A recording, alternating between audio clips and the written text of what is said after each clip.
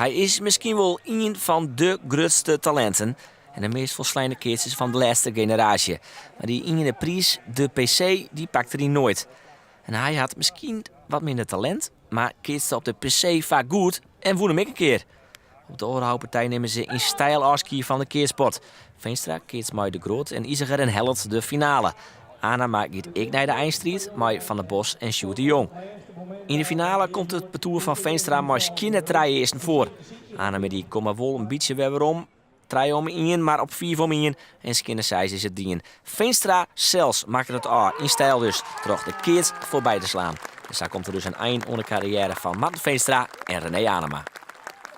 Ja, ik hoor het ding die mooi in het leven. Ik kan nu daar een keer boven een waar en dan moet ik wel eens keuzes maken. En dan is het een keuze dat je zegt van ophoren, ik ga wat minder in. En dan is het hoogste niveau net meer haalbaar, denk ik. Nee. Ja, ik neem mijn pijn in mijn headlamp wel afschieten van het keersen. Ik zit wel 100% erachter. Maar ja, als je dan zijn laatste bal wijzigt en als het dan de laatste bal wijzigt kan, dan doet dat wel wat mooi. Ja. Ja, want waarom hardst op? Ik hou erop omdat ik meer tijd met mijn dochter terug brengen wil. Jan Dirk de Groot wordt uitgeroepen tot koning. Bij de Oorhoutpartij wie dit hier voor het eerst echt een partij voor de vrouwen. Die wat woensdag Nelly Steenstra, Sjoukje Visser en Renske Terwisga van Scheltinga.